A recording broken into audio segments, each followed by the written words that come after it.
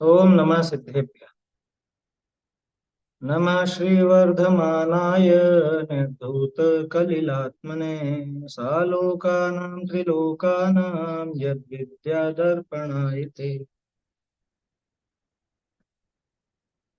रत्नकरण शाहुकाचार्य ग्रंथ में सल्लेखना का प्रकरण अपना प्रारंभ हुआ है। और सल्लेखना के संबंध में कल अपन ने ये बात देखी कि समाधि मरण जो है, समाधि मरण के आधार से ही पूरे जीवन की सफलता या विफलता निर्धारित होती है। जीवन भर हमने जो कुछ भी किया, जैसा भी तप किया, जो भी धर्म साधन किया, धार्मिक क्रियाएं की, वो सफल हुई या नहीं ये कैसे पता चले? कि भाई अगर मरण समाधि पूर्वक हुआ है तो समझना सफल हो गया। और अगर मरण समाधि पूर्वक नहीं हुआ तो उसकी कोई सफलता नहीं। कल बहुत बढ़िया श्लोक था ये 123वां। इसमें अपन ने ये बात देखी थी कि अंत क्रिया के आधार से ही तप का फल बताया जाता है। सकल दर्शियों ने, सर्वज्ञों ने उस तप का फल अंत क्रिया यानी उस समाधि मरण की क्रिया के आधार से ही कहा गया। इसलिए क्या करना कि यावत विभवम, जितनी सामर्थ्य, पूरी सामर्थ्य से समाधि मरण के लिए प्रयास करना चाहिए। समाधि मरण में प्रयत्नशील रहना चाहिए। ये इसी प्रेरणा यहाँ पे दी है, प्रेरणादायक श्लोक है ये 123वां। ठीक है साहब, करेंगे, बहुत अच्छी बात है। समाधि मरण भी हम करने का प्रयास करेंगे, पर उसके लिए क्या करें, विधि क्या हो, कैसे की जाती है सल्लेखना, कैसे किया जाता है समाधि मरण, तो वो विधि अब यहाँ पे प्रारंभ होती है 124वें श्लोक से। वो अपन देखेंगे। पहले श्लोक बोल लेते हैं, पिछले 5 श्लोक अपन।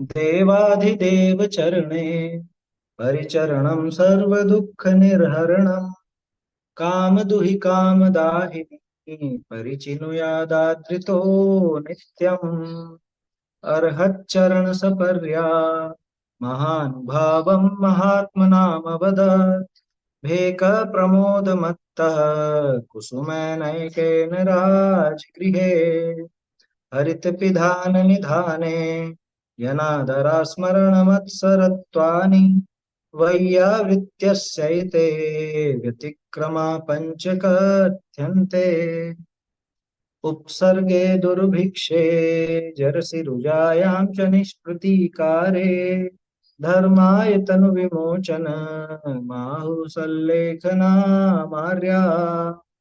अन्तःक्रियाधिकरणं तपः फलं सकलदर्शिनस्तुवते तस्माद्यावत् विभवम् समाधिमरणे प्रयतितव्यम्। अब सल्लेखना ग्रहण करने के प्रारंभ में क्या करना चाहिए, ये कहने वाला श्लोक यहाँ पे दिखाता है ना। कल ये बात तो हो ही गई थी अपनी, भाई दूर देश से कमा करके लाया हो और नगर पहुंचने के पहले ही लुट जाए, तो ऐसा काम नहीं करना। क्या बोलते हैं, वो कहावत है ना, मेरी कश्ती तो वहां डूबी जहां पानी कम था। मतलब किनारे पे पहुंच के अगर डूब रहा है तो यानी पूरी पूरी यात्रा बेकार होगी उसकी। अब तो किनारा बिल्कुल नजदीक ही था, है ना, लेकिन वहीं पे डूब गया। तो बस ऐसे ही ये नजदीक था, मरण समय तो अंत ही है, और क्या।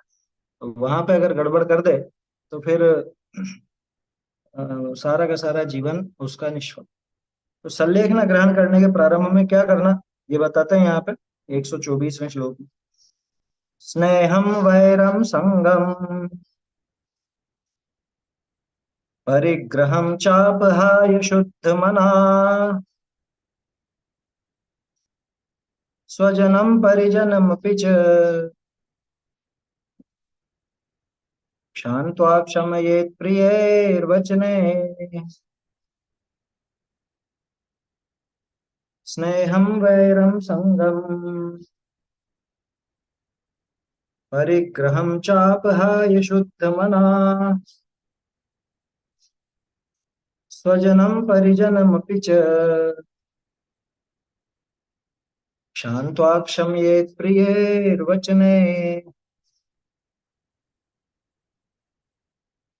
देखो, प्रभाचंद्राचार्य की जो टीका है उसमें तो 124 और 125 को एक साथ रखा है ना, युगल लिखा है इन दोनों को कि ये जोड़े में है, क्योंकि अगले में भी यही बात, अगले में भी कैसे प्रारंभ करना समाधि मरण का, संलेखना का, यही बात अगले छंद में भी है, तो इसलिए वो एक साथ उन्होंने दी है। लेकिन सदाशिव जी ने तो दोनों की अलग अलग व्याख्या की है, कोई दिक्कत नहीं है, वो भी देखने में आएगी। स्नेहम, स्नेह माने राग, है ना, स्पष्ट है ये तो। वैरम, वैर माने द्वेष। संगम, अब यह संग का क्या है, आप सोचो परिग्रह, तो परिग्रह तो आगे ही दिया है, तो संग यहाँ पे मोह के लिए, मोह के लिए संग शब्द का प्रयोग भी आता है ना। ममत्व परिणाम को संग कहा जाता है, निस्संग है जो वायु सम, है ना। मुनिराज के लिए आती है ना बात, मुनिराज निस्संग है, यानी कि मोह रहित है ना, ममत्व परिणाम नहीं। स्नेहम वैरम संगम परिग्रहम, और परिग्रह, च अपहाय, तो स्नेह मतलब मिथ्यात्व, राग द्वेष, परिवारजनों का ममत्व, परिग्रह, इन सबको अपहाय, अपहाय मतलब छोड़कर, त्याग कर, शुद्ध मना, और शुद्ध मन वाला होकर। देखो मन अशुद्ध होता है विकारी भावों से, विभाव से, तो मन की शुद्धि होगी इनके नाश से। इतनी सीधी बात है। शुद्ध मन वाला होकर स्वजनम परिजनम अपीच, जो अपने स्वजन है, जो परिवारजन है वो, और परिजन, परिजन माने नौकर इत्यादि, सेवक हैं कोई भी हैं, उनको परिजन कहा जाता है। तो ऐसे शुद्ध मन वाला होकर और स्वजन और परिजन को शांत्वा क्षमयेत प्रियर वचने, प्रियर वचने, प्रिय वचनों के द्वारा, है ना, प्रिय वचनों के द्वारा शांत्वा क्षमयेत, शांत्वा मतलब क्षमा करा के, और क्षमयेत स्वयं क्षमा करे, समझ में ही बात। शांत्वा क्षमयेत माने वो पहले तो उनसे क्षमा कराए, यानी उनसे क्षमा मांगे, है ना, उनसे क्षमा मांगे और स्वयं भी उनको क्षमा करे, प्रिय वचन बोल करके, कि बस इतना सा काम, कि दिखता है इतना सा, बहुत भारी काम, समझ में ही बात, बहुत भारी है। क्षमा मांगना और क्षमा करना, क्षमा मांगना ज्यादा कठिन पड़ता है क्षमा करने से, आया समझ, क्षमा करने में आपको आपके मन में ही करना है जो कुछ है, मांगने में तो वचन से बोलना भी पड़ेगा, है ना, उसको कुछ बोलना भी पड़ेगा ऐसा कि अरे मैंने तुम्हारा अपराध किया है, तुम्हें बहुत कष्ट दिया है? मेरे प्रति क्षमा का भाव रखो, ये वहां पर बोलना पड़ता है, तो वो भारी पड़ता है थोड़ा सा। देखो स्पष्ट है ये तो, स्नेह बैर संग और परिग्रह। देखो इसका ऐसा अर्थ भी लगा सकते हैं, स्नेह संगम वैरम संगम परिग्रहम संगम, लेकिन वो जमेगा नहीं। हाँ, मान कषाय कम करनी पड़ती है वहां, खैर यूं तो क्रोध कम करना पड़ता है क्षमा करने के लिए, लेकिन मांगने के लिए मान घटाना पड़ता है और वो दिखाना पड़ता है दूसरा, चक्कर ये है। मांगने में ये समस्या है थोड़ी।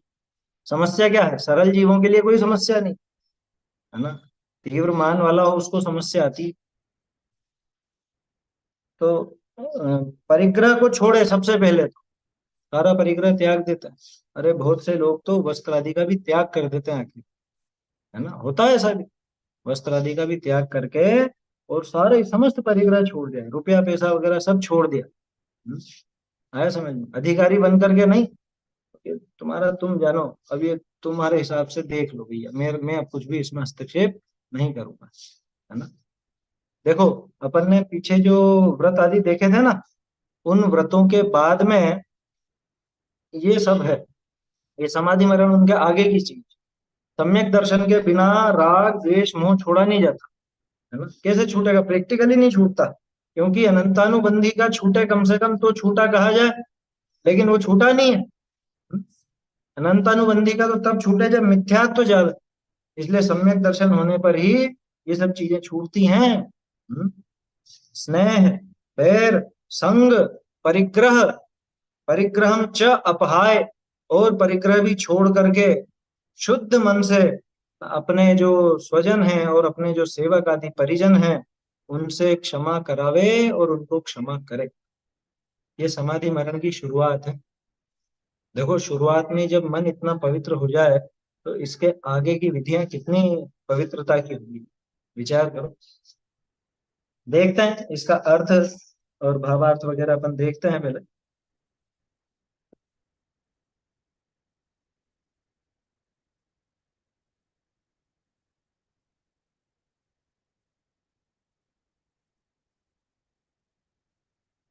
बोलिए। आपने कहा था परिग्रह यानी मोह। नहीं, संग। हाँ संग सॉरी, यानी मोह। संग यानी मोह कहा था। तो हम्म। मोह तो पहले ही छोड़ के आए हैं ना, ये तो मतलब राग। हम मोह तिमिरा अपहरण हम लोगों ने देखा था, तो अभी फिर हाँ वापस क्यों कहा है? भाई, राग द्वेष भी उस समय छोड़े हुए हैं, लेकिन फिर भी बताए ना भाई, आखिर में तो और घटाना, यहाँ पे और घटाने से आशय है। इसलिए मोह का आशय वहां पे ममत्व परिणाम से भी लेते हैं। परिवारजनों का ममत्व ज्यादा बढ़ जाता है ना हम्म। वृद्धावस्था में अथवा मरण के समय। परिवारजनों के प्रति ममत्व परिणाम विशेष बढ़ जाता है। इसलिए उस मोह का त्याग यानी वो ममत्व का त्याग भी वहां पे शामिल समझना चाहिए। ऐसा है। और वो पहले छूटा, उसको फिर से क्यों कहें, ऐसा नहीं समझना भाई, पहले छूटा है तो यहाँ पे और ध्यान दिलाने के लिए कि भैया अभी भी नहीं छूटा हो तो अब कर लेना, ऐसा। ठीक है। ये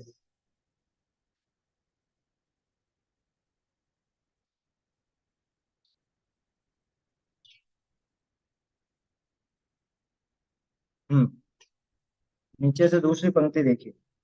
अर्थ। अब स्नेह और बैर और संग और परिग्रह इनको त्याग करी शुद्ध मन होए, स्वजन और परिकर के जन तिन में क्षमा ग्रहण करिके, और समस्त परिकर के जन को आप हु प्रिय हित वचन करिके क्षमा ग्रहण करावे। सम्यक दृष्टि के स्नेह और बैर दोनों का अभाव होए है। सम्यक ज्ञानी ऐसा विचारे है जो इस पर्याय में कर्म के वशते में आय उपजया।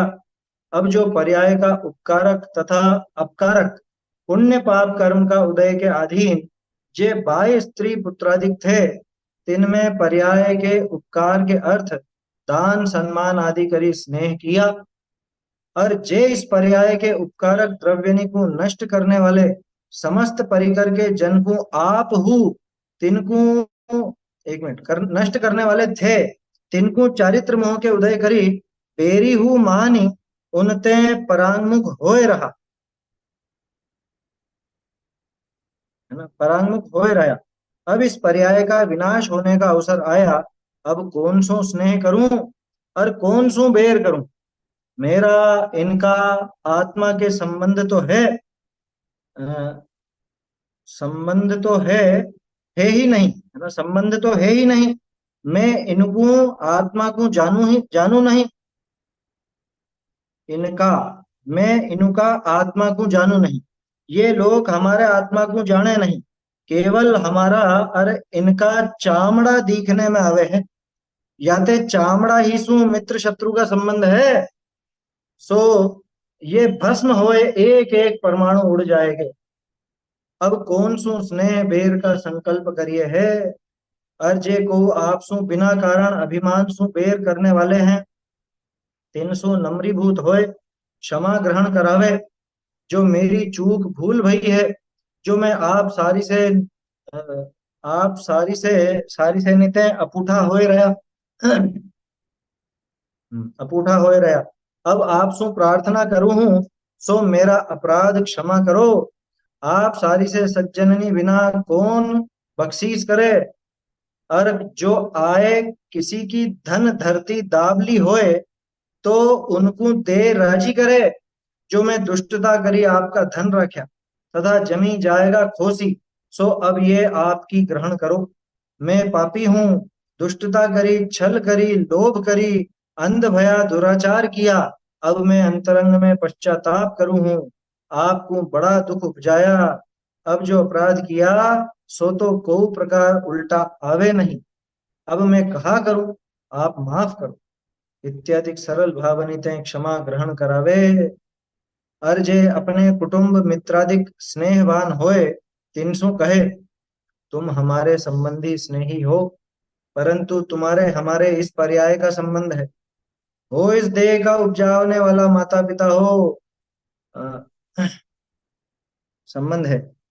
हो इस देह का उपजाने वाला माता पिता हो इस देह ते उपजे पुत्र पुत्री हो इस देह के रमावने वाली स्त्री हो, हे इस देह के कुल के संबंधी बंधुजन हो, तुम्हारे हमारे इस विनाशी पर्याय का संबंध एते काल रहा। और जो पर्याय आयु के अधीन है, अब अवश्य विनशेगा। अब विनाशी ते स्नेह करना वृथा है। इस देह ते स्नेह करो तो यो रहने को नहीं, यो तो अग्नि ते भस्म होए समस्त बिखरी जाएगो। अब मेरा आत्मा ज्ञान स्वरूप है, अविनाशी है, अखंड है, मेरा निज रूप है, निज स्वभाव का विनाश नहीं। जाका संयोग है ताका अवश्य वियोग है। और जो अनेक पुद्गल परमाणु मिलकर ही उपजा, ताका अवश्य विनाश होए ही। ताते इस विनाशी का अज्ञान जड़ स्वरूप मेरे पुद्गल ते स्नेह छाड़ी, मेरे अविनाशी ज्ञायक आत्मा का उपकार करने में उद्यमी होना योग्य है। जैसे मेरा ज्ञान दर्शन स्वभाव आत्मा का राग द्वेष मोहादिकते घात नहीं होए, और ज्ञानादिक की उज्ज्वलता प्रकट होए, वीतराग निज स्वभाव की प्राप्ति होए, तैसे यत्न करना। ये पर्याय तो अनंतानंत धारण करी करी छाड़ी है। मैं दर्शन ज्ञान चारित्र की विपरीतता तें, विपर्य श्रद्धान विपरीत ज्ञान विपरीत आचरण तें चार गति में परिभ्रमण किया। कहाँ मेरा सकल का ज्ञाता सर्वज्ञ स्वरूप, और कहाँ एकेंद्रीय पर्याय में अक्षर के अनंतवें भाग ज्ञान का रहना, तथा अनंत शक्ति अंतराय कर्म के उदय से नष्ट होए, पृथ्वी पाषाण जल अग्नि पवन वनस्पति रूप पंच स्थावर रूप धरना, विकलत्रय होना, ये समस्त मिथ्या श्रद्धान ज्ञान आचरण का प्रभाव है। अब अनंतानंत काल में कर्म के बड़े क्षयोक्षम थे, वीतराग का स्याद्वाद रूप उपदेश उपदेश थे मेरे किंचित स्वरूप पर रूप का जानना भया। ताते भो सज्जन जन हो, अब ऐसा स्नेह करो जैसे मेरा आत्मा राग द्वेष मोह रहित हुआ, निर्भय हुआ, देह का त्याग आराधना का शरण सहित करे। जाते हैं अनादि काल ते अनंतानंत मिथ्यात्व सहित बाल बाल मरण किया। जो एक बार भी पंडित मरण करता तो फिर ही मरण का पात्र नहीं होता। ताते हैं अब देह ते स्नेह अधिक छाड़ी, जैसे मेरा आत्मा रागादिक के वश होए संसार समुद्र में नहीं डूबे, तैसे यत्न करना उचित है। ऐसे स्नेह बैर अधिक छाड़ी, और देह परिग्रह अधिक का राग छाड़ी, शुद्ध मन करो। बहुरी समाधि मरण का इच्छुक कहा करे, सो सूत्र कहे। वो अगले श्लोक में आएगा, देखिए। ये थोड़ा सा बड़ा जरूर है, लेकिन एक साथ ही पढ़ने का है कायदे से, है ना, क्योंकि अलग अलग देखने में वो विषय टूटता है। क्या कहा? स्नेह बैर संग परिग्रह इनका त्याग करके शुद्ध मन वाला होकर के, शुद्ध मन वाला, शुद्ध मन करने की विधि यही है। स्वजन तथा परिजनों के प्रति, अ, एक मिनट, स्वजन तथा परिजन के जनों के प्रति, परिजन के जनों नहीं होता, परिजनों के प्रति है वो।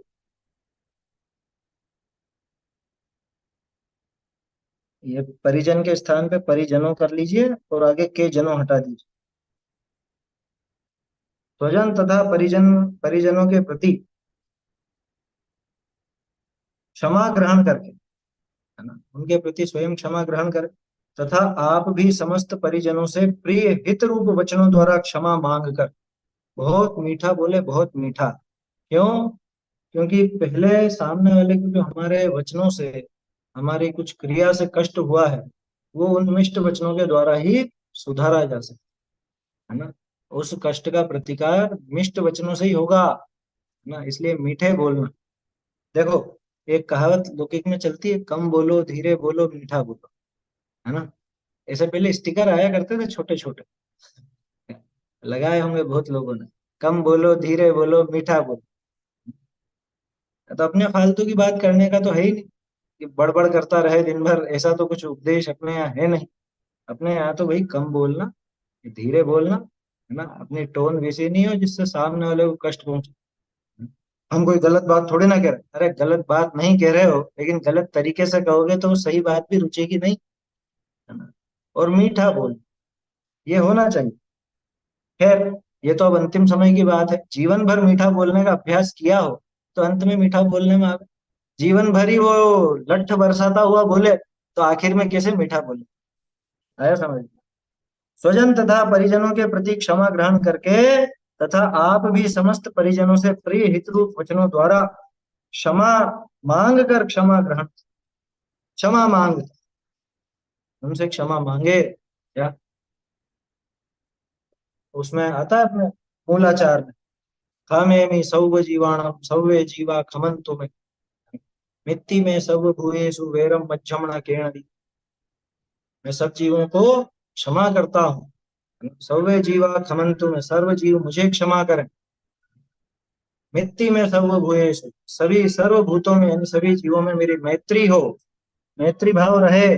बैर मज्जमण केण, किसी के प्रति भी किसी से भी मेरा बैर नहीं। सम्यक दृष्टि के स्नेह तथा बैर दोनों का अभाव, साहब ऐसा हो गया फिर तो वीतरागी हो जाएगा वो। ये देखो, श्रद्धा के स्तर पर तो अभाव होता ही, और अनंतानुबंधी जितना भी अभाव होगा ही होगा, सम्यक दृष्टि की बात है ना, तो अनंतानुबंधी भी जाएगी, उतना स्नेह और बैर तो नष्ट हो। इसके अलावा साथ में किसी किसी के अप्रत्याख्यानावरण का भी अभाव हो सकता है, उतना स्नेह और बैर तो समझना अभाव होगा ही हो। बोलिए। सर अभी जो आपने गाथा बोली ना, उसमें जो तीसरा पद था, मित्ति में सब भूतेषु, हाँ, तो सर्व जीवों से मैत्री का क्या भाव समझना चाहिए? सर्व जीवों से मित्र मैत्री, माने मैत्री, मैत्री। सर्व जीवों से मैत्री कैसे संभव है? सर्व जीवों से मैत्री का मतलब भाई मेरी तरफ से किसी से बैर नहीं है, वही मैत्री है। यहाँ अच्छा। मैत्री का आशय ये नहीं कि सबसे मिलजुल करके रहो या ऐसा, भाई किसी के प्रति भी मैंने बैर नहीं रख रखा, सबके प्रति क्षमा भाव रखा है, सब जीवों को मैं मेरे समान देखता हूँ, यही मैत्री है समझ। अच्छा अच्छा मैत्री अच्छा। का मतलब ये नहीं है कि अपन उनके सबके घर जाओ, सबसे मिलो जुलो, गोट बाटी करो, है, वो नहीं है। मैत्री का आशय तो हृदय की मैत्री है, सब किसी से झगड़ा नहीं, ये मैत्री। बराबर। दोनों जो पद आए ना, बैरम मध्यमण केणवी, दोनों एक दूसरे के पूरक, किसी से मेरा बैर नहीं हो, इसी का अर्थ हो गया सबसे मैत्री। हाँ, बोलते हैं सत्वेषु मैत्री गुणेषु प्रमोदम, है ना, क्लिष्टेषु धीरेषु कृपा परत्वम। तो उसके अंदर आता है अपने भावना 32 में भी, प्रेम भाव हो सब जीवों से, गुणी जनों में हर्ष हो, ऐसा है ये। सम्यक दृष्टि के स्नेह तथा बैर दोनों का अभाव। श्रद्धा में तो स्नेह और बैर है ही नहीं, माने राग का राग तो है ही नहीं, परंतु वो चारित्रिक रूप से भी उसके अनंतानुबंधी और कदाचित अप्रत्याख्यानावरण का भी अभाव है। सम्यक ज्ञानी ऐसा विचार करता है, कैसा, कि मैं तो कर्मों के वश होकर इस पर्याय में यहाँ आकर उत्पन्न हूँ, ये तो सच्ची बात है, यहाँ क्यों पैदा हुए, ऐसे ही कर्म का उदय था, हमारे पिछले कर्म ऐसे बंधे हुए थे जो यहाँ आकर के जन्म लिया है। पुण्य पाप कर्म के उदय के अधीन जो बाह्य स्त्री पुत्रादि इस पर्याय के उपकारक तथा अपकारक द्रव्य प्राप्त हुए थे, उनमें से जिनको इसका उपकारक जाना, उनसे दान सम्मान आदि द्वारा स्नेह किया। देखो पहले तो ये समझ लो, क्या कहा, बाह्य स्त्री पुत्र आदि इस पर्याय के उपकारक या अपकारक द्रव्य किससे प्राप्त हुए, पुण्य पाप कर्म के उदय के अधीन। याद आ रहा है कुछ, तोड़रमल जी ने बताया था ना, वे तो भिन्न द्रव्य अपने अधीन है या कर्मोदय के, अपने माने उनके स्वयं। तो वैसे तो उनका परिणमन स्वयमेव है, लेकिन उनसे जो हमारा संबंध बना है, ऐसा कुछ हमारे कर्म का ही उदय है, अथवा उनके भी कर्म का उदय ऐसा ही। देखो, हमारा उनसे संबंध है तो हमारे भी कर्म का उदय वैसा, और उनसे हमारा संबंध भी तो है, तो उनके भी उस तरह का कर्म का उदय है कि अपन उनको मिले, और अपने को वो मिले। तो परस्पर में एक दूसरे के कर्मों का इस तरह का संबंध है, ऐसा बनाओ बना है। पुण्य पाप कर्म के उदय के आदि दोनों हो सकते हैं। पुण्य का उदय हो तो अच्छी पत्नी, अच्छा बेटा, अच्छे घर वाले सब मिले।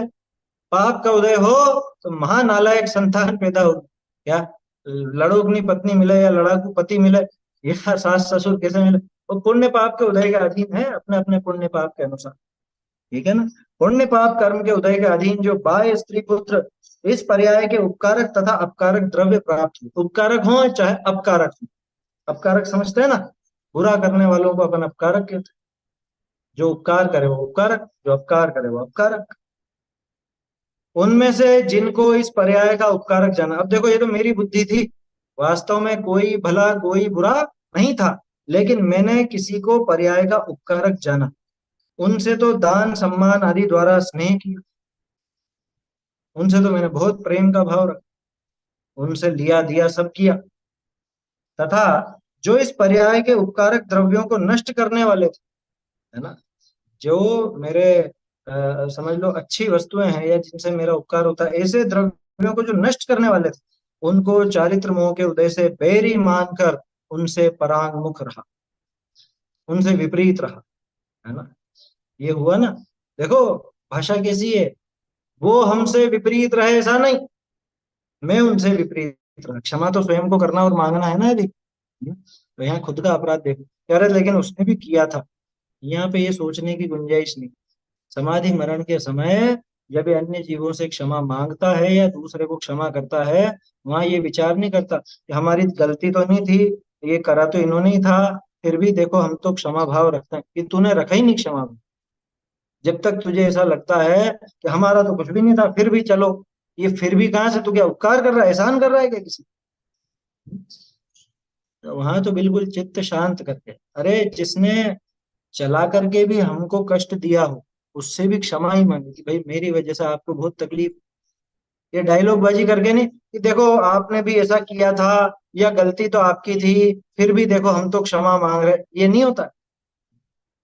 भाई अपनी तरफ से कुछ गलती नहीं भी रही हो, इतना तो है ना, भाई मेरी वजह से आपको कष्ट हुआ, मेरी वजह से, है ना। मैंने कुछ किया या नहीं किया ये एक अलग बात है ना, लेकिन हुआ ना अपनी वजह से तो हुआ। अपन ने कोई अपराध नहीं किया हो और फिर भी कोई बेर बांध के बैठा रहे। पाशनाथ जी ने क्या अपराध किया था उसका कमठ, वो बेर बांध के बैठा रहा, समझ में ही बात। लेकिन अगर वो उनके पास जाते, वो तो प्रसंग बना नहीं ऐसा पूर्व भाव में, नहीं तो वो उसके पास जाते तो क्या कहते कि भैया मेरी वजह से तुझे बहुत दुख होता था, तुझे बहुत कषाय पैदा हुई मेरी वजह से, इसलिए मैं क्षमा मांगता हूँ, ऐसा ही कहते हो और क्या कहते। देखो चारित्र मोह के उदय से बेरी मान करके उनसे परांगमुख रहा। अब इस पर्याय के विनाश होने का समय आ गया है। अब मैं किससे स्नेह करूं, किससे बैर करूं। क्या, ये पर्याय के नाश का समय आ चुका। अब किससे तो झगड़ा करो, किससे प्रेम रखो, ये तो सब समाप्त होना। देखो शुरू में एक बात आई थी, अभी आगे आएगी कि अपना तो उनसे संबंध है नहीं। कुल इस पर्याय जितना ही संबंध था ना, इस पर्याय का संबंध यही समाप्त होने वाला है। तो हिसाब किताब खत्म करो ना, आगे क्यों लेकर के जाना वो स्नेह या भेद, ना वो राग आगे लेकर के जाना, ना वो द्वेष आगे लेकर। इतनी बढ़िया बात आ रही है, मेरा इन सभी के आत्मा के साथ संबंध तो है ही नहीं। बहुत बढ़िया है, ये विचार करने लायक है। इन सभी के आत्मा के साथ संबंध तो है ही नहीं, मैं इनके आत्मा को जानता नहीं हूं, ये लोग हमारे आत्मा को जानते नहीं है। जानते हैं क्या, किस बात का परिचय बताओ। अरे अभी मान लो अपना ही परिचय, तो आप मुझे क्या जानते हैं, ये जो दिखता है यही तो जानते। ऐसे ही मैं आपको जो आप दिखते हो बस वैसा जानता हूँ। तो वास्तव में तो सिर्फ उस शरीर जितना ही संबंध है और परिचय भी उस शरीर से ही है। क्या आज तक कोई और परिचय रहा क्या, कोई और परिचय तो रहा नहीं, है ना? इस शरीर का ही परिचय रहा, शरीर से ही पहचान रही। मेरा इन सभी के आत्मा के साथ संबंध तो है ही नहीं, मैं इनके आत्मा को जानता नहीं। आत्मा दिखा नहीं, न तो मेरा आत्मा इनको दिखता है न इनका आत्मा मुझे दिखता है। ये लोग हमारे आत्मा को जानते नहीं, केवल हमारा और इनके शरीर का चमड़ा दिखाई देता, चमड़ा, है ना? और क्या दिखता है बताओ? चमड़ा ही तो दिखता है, इस चमड़े से ही अपन राग या द्वेष करते हैं। आत्मा तो किसी को नजर आता नहीं है ना? इस दिखने वाले चमड़े से ही मित्र शत्रु का संबंध है, किंतु ये चमड़े तो अग्नि में भस्म हो जाएंगे तथा एक एक परमाणु उड़ जाएगा, राख हो जाएगी, राख बन जाएगी ना। और फिर राख बहा दी जाएगी इधर उधर, या कहीं पे भी फेंक दी जाएगी, उसमें क्या है? क्या बचेगा शरीर का? नी भी जलाएंगे, कोई गाड़ेंगे, गाड़ने में भी यही होता है, वो मिट्टी में मिल जाता है, सब खत्म हो जाता है धीरे धीरे, थोड़े बहुत समय में। इस दिखने वाले चमड़े से ही मित्र शत्रु का संबंध है, किंतु ये चमड़े तो अग्नि में भस्म हो जाएंगे तथा एक एक परमाणु उड़ जाएगा। अब किससे स्नेह बैर का भाव रखे बताओ? कितना प्रैक्टिकल तर्क है भाई। किससे था वो झगड़ा? इस चमड़े से ही था ना, आत्मा तो दिखाई नहीं था। या किससे वो प्रेम था? उसमें भी आत्मा नहीं दिखा था, चमड़े से ही था। तो ये चमड़ा तो ऐसे उड़ जाएगा, गायब हो जाएगा, धूल की तरह हो जाएगा। किससे करोगे बताओ? उन परमाणुओं से। हम्म? अब किससे स्नेह बैर का भाव रखें? जो कोई आपसे बिना कारण अभिमान वशी बैर करने वाले हों, आ गया ना अभी थोड़ी देर पहले जो अपन ने बात की, बिना कारण कि साहब हमने तो कुछ बिगाड़ किया नहीं इनका, हमने तो कुछ इनको भला बुरा कहा नहीं, लेकिन इनको ऐसा अभिमान है, ये बिना कारण हमसे बैर रखते हैं। उनसे भी नम्र होकर क्षमा मांगे, भैया मेरी कोई भूल चूक हो गई हो, यदि मैं आप सरीखे लोगों से अपरिचित रहा हूं, तो मैं अब आपसे प्रार्थना करता हूं मेरा अपराध क्षमा कर। ये अपरिचित गलत है।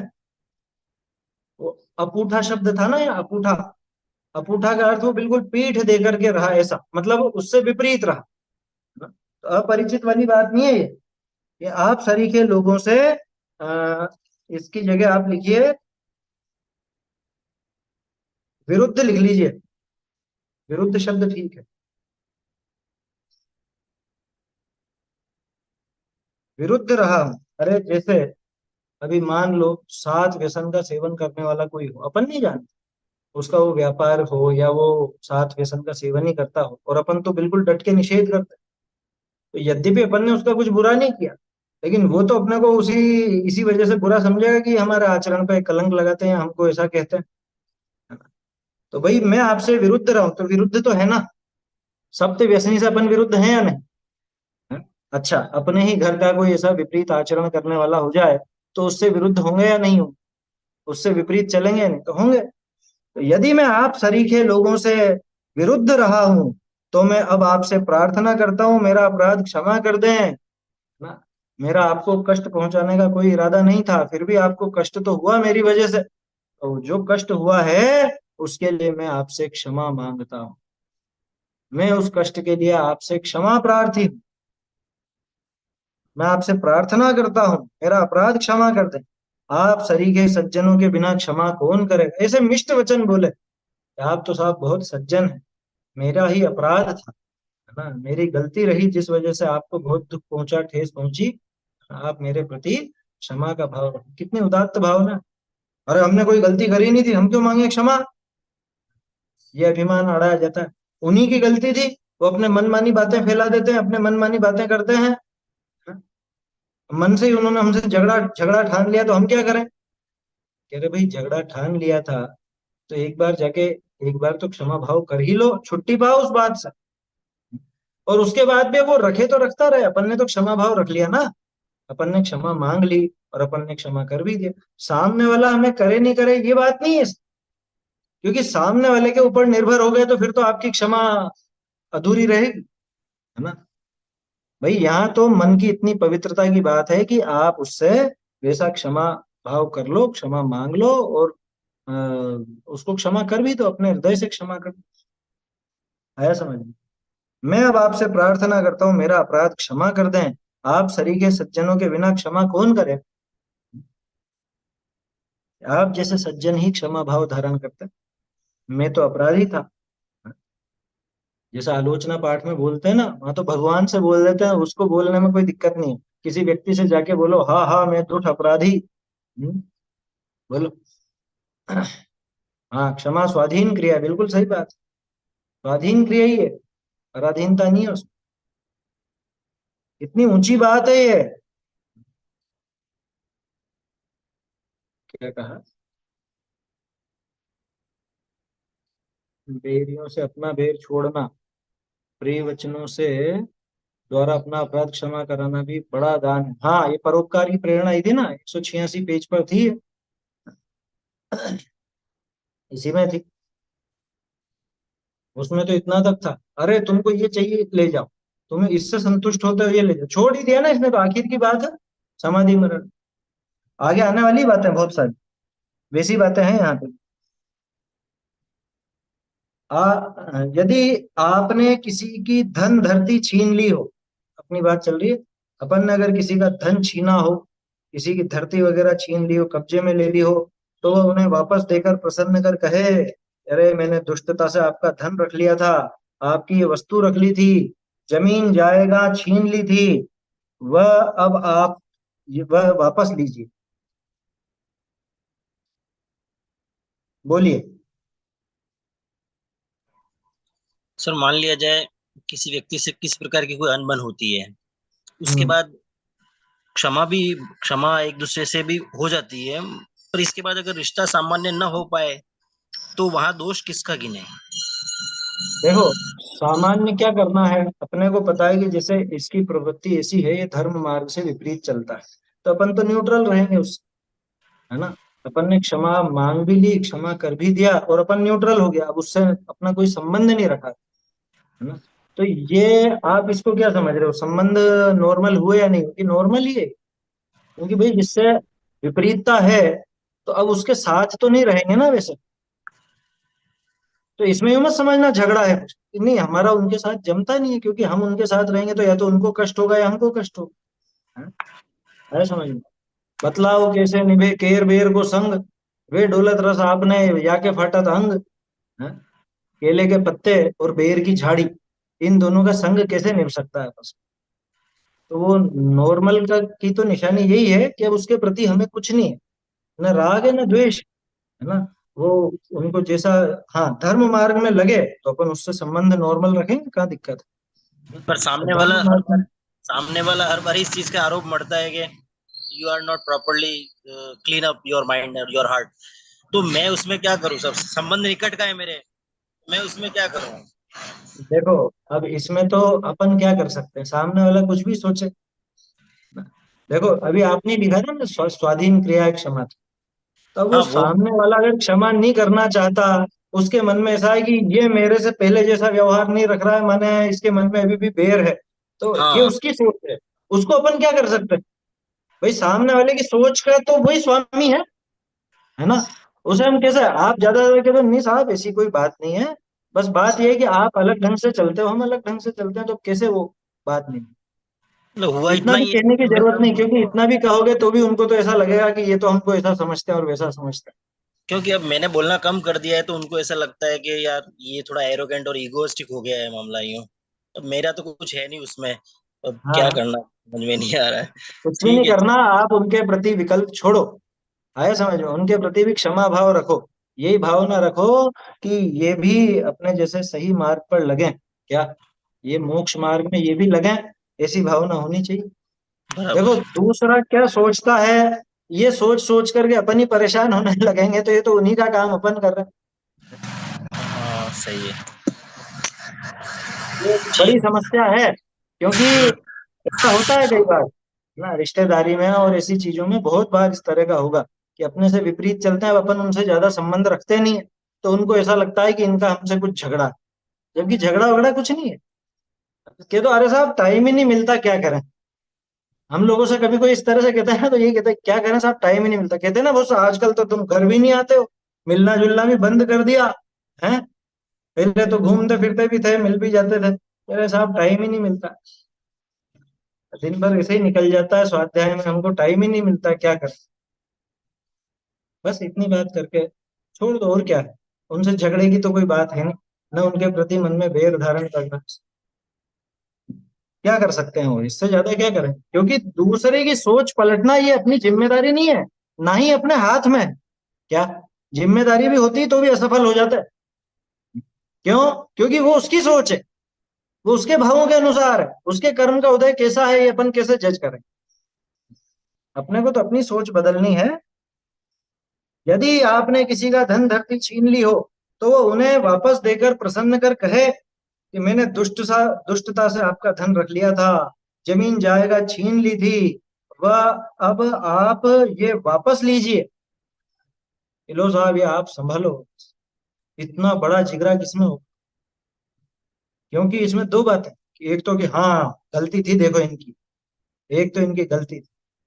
उसको पहला विचार तो ये आएगा कि हाँ गलती, हाँ साहब गलती थी, मैं मानता हूँ मेरे उस समय भाव खोटे थे, तो मैंने ये छीन ली आपसे, इस तरह से रख ली। हो सकता है जीवन में कई बार ऐसा किसी को दंड देने के लिए अपन ने ऐसा किया हो, या कुछ ऐसा कर लिया हो, किसी के प्रति अपराध कर दिया हो, तो वापस करे कि मैं पापी हूँ, दुष्टता से, छल कपट से, लोभ से अंधा होकर मैंने दुराचार किया, ये आपकी वस्तु थी और मैंने दबा ली और ऐसी ऐसी बात बना दी। हाँ, उस समय बेवकूफ बना दिया आपको। ऐसा मत बोलना बेवकूफ बना दिया, नहीं तो वो सोचेगा हमको बेवकूफ समझता है। यूं कह देना कि मैंने आपसे छल किया, छल से मैंने रख ली थी, आपको पता नहीं चला। अब मैं अंतरंग में पश्चाताप करता हूँ, मैंने आपको बहुत दुख दिया है, मैंने बहुत कष्ट आपको दिया है, मैंने जो अपराध कर दिया है वह तो अब किसी प्रकार से वापस होता नहीं। अब वो उस टाइम की बात तो गई, मैं उसको तो कैसे पलटाऊं? हाँ, ये बात भी थी, ये वही प्रकरण चल रहा है एक तरह से। और बल्कि जो बीच में अपन ने भावना अधिकार छोड़ा ना, उसमें भी कई जगह इस तरह की बातें आएंगी, कई जगह आएंगी इस तरह की बातें। ये सदाशिव जी की थोड़ी ऐसी विशेषता है, वो कई बार रिपीट करते हैं ऐसे विषय, पीछे भी देखे अपन ने, कुछ चीजें बार बार रिपीट होती हैं।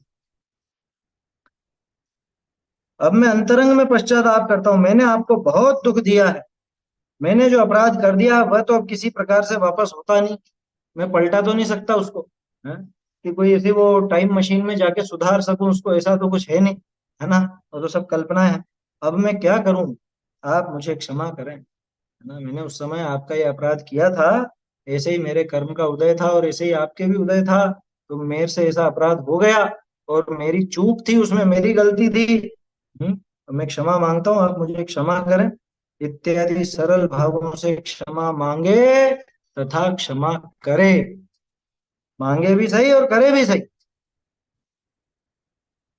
जो अपने कुटुंबी स्नेही मित्रादि हो, अब देखो उनसे कैसा कहना, उनसे इस प्रकार कहना चाहिए, तुम हमारे स्नेही संबंधी हो, है ना, तुम्हें भी हमसे बहुत प्रेम है, हमें भी तुमसे बहुत प्रेम है, परंतु हमारा तुम्हारा तो इसी पर्याय का संबंध है। क्या कह रहे बेटा, अब मान लो बेटा 20 साल का हो, तो क्या कहे कि बेटा तेरा और मेरा तो 20 साल का ही संबंध है, इसके पहले तो अपना संबंध था नहीं, और आगे भी अभी संबंध छूटने वाला है, इस शरीर से संबंध था। पत्नी हो तो पत्नी से कि भाई देखो 24-25 की उम्र में शादी हुई हो, तो अपने मान लो कोई अभी 50 साल का, 50 तो क्या 75 का हो मान लो, है ना, समाधि मरण का, कि अपना देखो 50 साल का संबंध रहा, इसके पहले तो न तुम मुझे जानते थे न मैं तुम्हें जानता था, है? आया समझ में? होता है ना ये, वे शादी के पहले कहाँ जानते थे एक दूसरे को, लेकिन उसके बाद जानने लगे। तुम हमारे स्नेही संबंधी हो, परंतु हमारा तुम्हारा तो इसी पर्याय का संबंध है। ऐसा ही होता है, कोई किसी का शुरू से आखिर तक संबंध होता ही नहीं, बिछड़ ही जाते हैं या नए ही मिलते हैं। समझ में आई बात?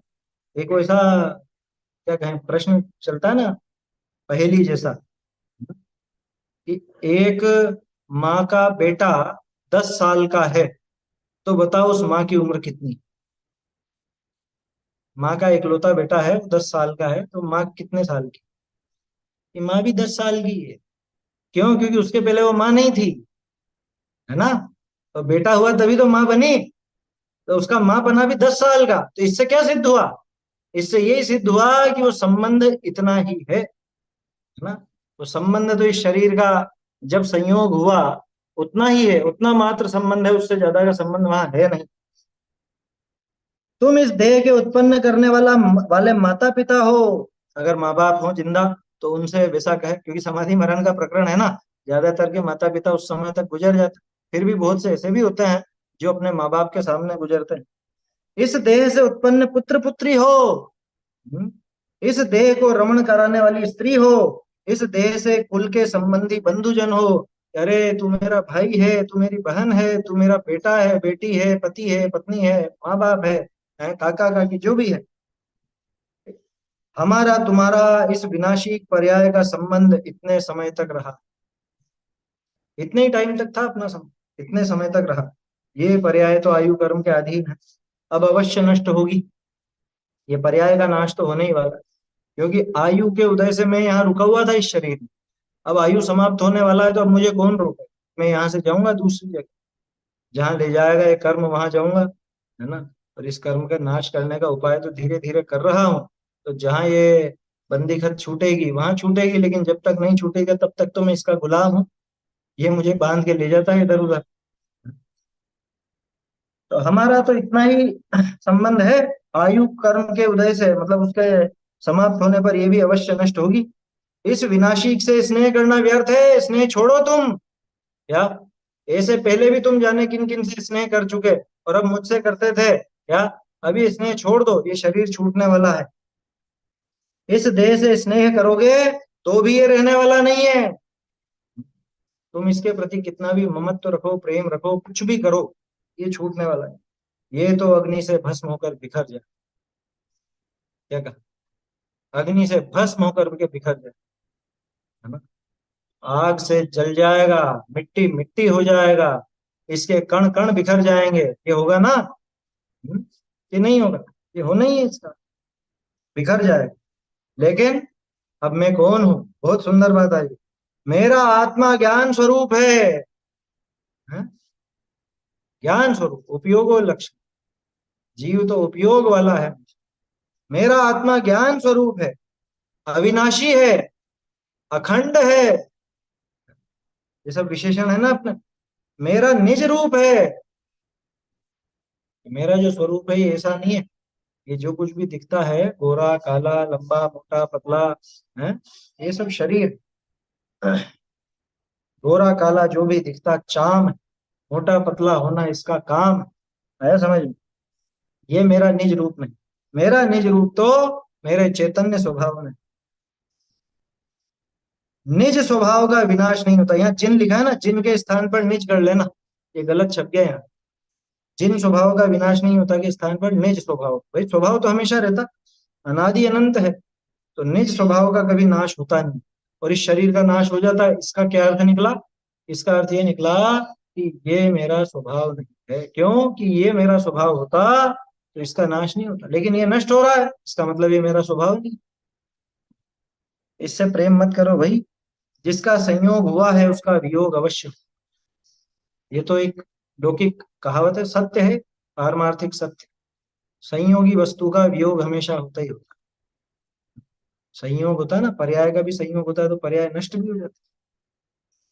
इसलिए इस विनाशी अज्ञान जड़ स्वरूप मेरे पुद्गल देह से स्नेह छोड़कर, देखो ये कहने की बात है, मेरा पुद्गल देह, वास्तव में मेरा वेरा कुछ है नहीं उसमें। इस पुद्गल देह से स्नेह छोड़कर, ये मेरे की जगह इस कर लीजिए।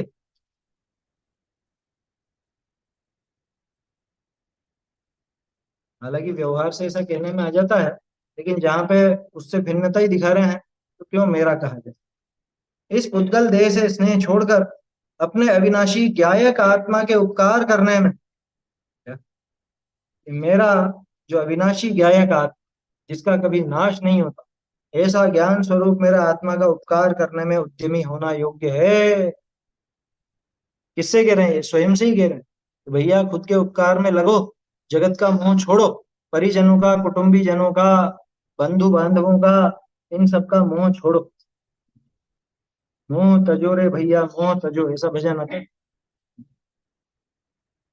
जिस प्रकार से मेरे ज्ञान दर्शन स्वभावी आत्मा का राग द्वेष मोहादि से घात ना हो तथा ज्ञानादि की उज्ज्वलता प्रकट हो, वीतराग निज स्वभाव की प्राप्ति हो जाए, वैसा यत्न, वैसा प्रयत्न करना चाहिए।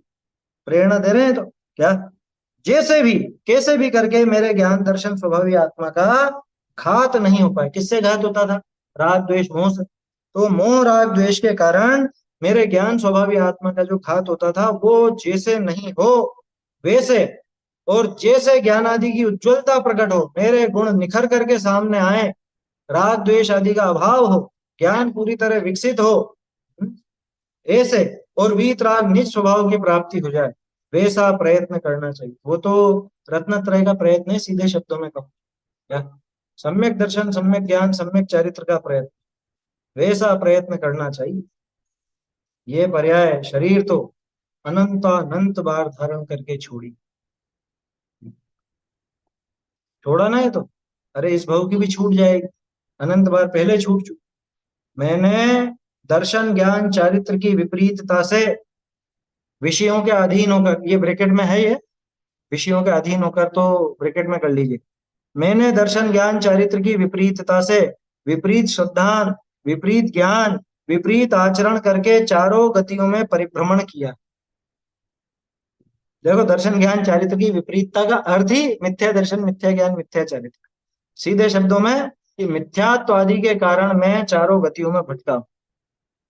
कहा तो मेरा समस्त का ज्ञाता सर्वज्ञ स्वरूप, क्या मेरा स्वरूप कितना ऊंचा, सर्व समस्त का ज्ञाता, सब कुछ जानने वाला, ऐसा कहा मेरा सर्वज्ञ स्वरूप। और कहा एक केंद्रीय पर्याय में अक्षर के अनंतवें भाग का ज्ञान, भाग ज्ञान का है।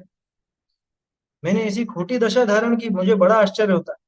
मेरा स्वभाव तो केवल ज्ञान स्वरूप है मेरा, और ऐसी खोटी पर्याय जिसमें ज्ञान रत्ती भर भी नहीं बचता, मतलब बहुत कम रह जाता है, अक्षर के अनंतवें भाग रह जाता है।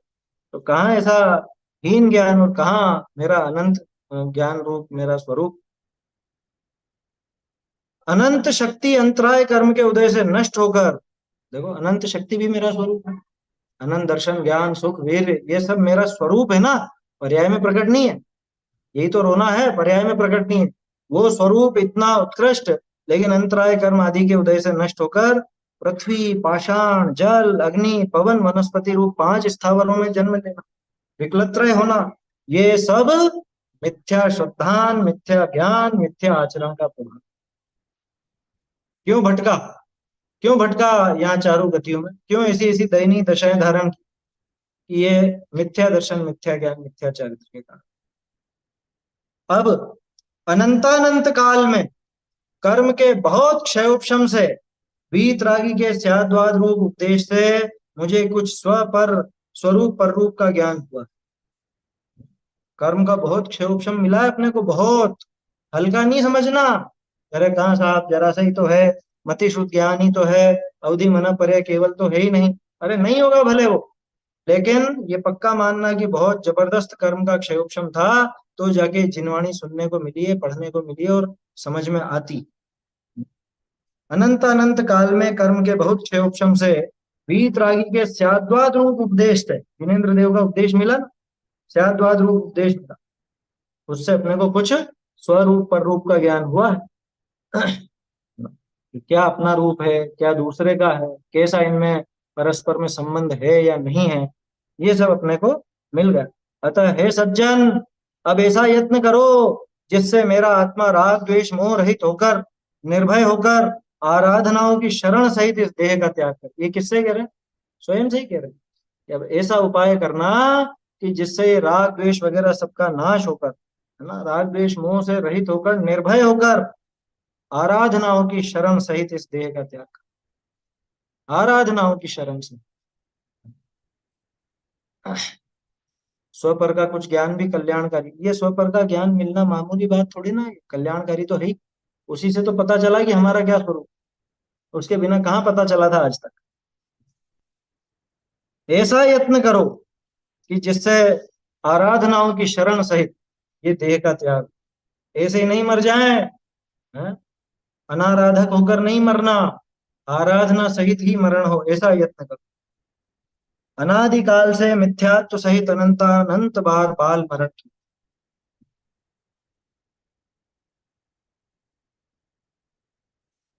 उसमें बाल बाल था मेरे ख्याल से,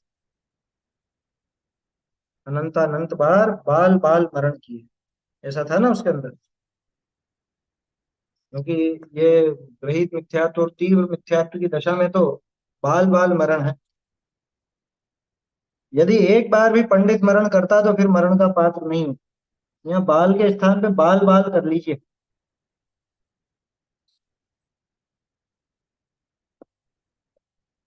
एक बार भी पंडित मरण करता, सम्यक तो सहित मरण करता, तो फिर मरण का पात्र नहीं होता, फिर नहीं मरता ये। क्या आया समझ?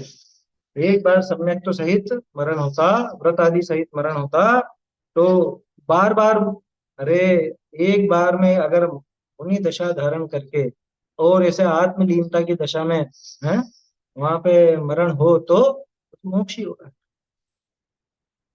इसलिए अब देह से स्नेह आदि छोड़कर जैसे मेरा आत्मा राग आदि के वश होकर संसार समुद्र में नहीं डूबे। आज तक राग द्वेष मोह की वजह से ही उन्हीं के वशीभूत होकर संसार में डूबते रहे, तो अब क्या करना? अब एक बार इस देह से स्नेह आदि छोड़कर राग आदि के वश होकर संसार समुद्र में नहीं डूबे, वैसा यत्न करना उचित है ना, वही प्रयास करना उचित है, और कुछ काम का नहीं है। हाँ, पंडित पंडित मरण तो केवली का होता है, ये पंडित मरण की बात, सम्यक दर्शन सहित। इसलिए अब देह से स्नेह आदि छोड़कर जैसे मेरा आत्मा रागादि के वश होकर संसार समुद्र में नहीं डूबे, वैसा यत्न करना उचित। इस प्रकार स्नेह बेर आदि छोड़कर तथा देह परिग्रह आदि का राग छोड़कर मन को शुद्ध करना चाहिए। मतलब समाधि मरण की सबसे पहली विधि है मन को शुद्ध करना। और मन शुद्ध कैसे होगा? कि ये देह परिग्रह इत्यादि का राग छोड़े, द्वेष छोड़े, तभी जाकर के ये मन की शुद्धि होगी, है ना। आगे और क्या करना चाहिए, क्या क्या उपाय हैं, वो आगे आएंगे, वो कल देखेंगे अपन। स्नेहम वैरम संगम परिग्रहम चापहाय शुद्ध मना स्वजनम परिजनमपि च क्षान्त्वा क्षमयेत् प्रियैर्वचने चैतन्य का स्मरण प्रतिक्षण ही करो रे भव के अनंत दुख को क्षण में हरो रे अक्षय अनंत निज सौख्य निधान पाओ गाओ वरे नित इसी के गीत गाओ वे प्राणी सुज्ञानी जिन जानी जिन वाणी वे प्राणी सुज्ञानी जिन जानी जिन वाणी जानी जिन वाणी मानी जिन वाणी जानी जिन वाणी मानी जिन वाणी वे प्राणी सुज्ञानी जिन चंद सूर हो दूर करे नहीं अंतर तम की हानि चंद सूर हो दूर करे नहीं अंतर तम की हानि वे प्राणी सुज्ञानी जिन जानी जिन वाणी पक्ष सकल नय भक्ष करत है स्यादवाद में सानी पक्ष सकल नय भक्ष करत है स्यादवाद में सानी वे प्राणी सुज्ञानी जिन जानी जिन वाणी ध्यानत तीन भुवन मंदिर में दीवट एक बखानी ध्यानत तीन भुवन मंदिर में दीवट एक बखानी वे प्राणी सुज्ञानी जिन जानी जिन वाणी वे प्राणी सुज्ञानी जिन जानी जिन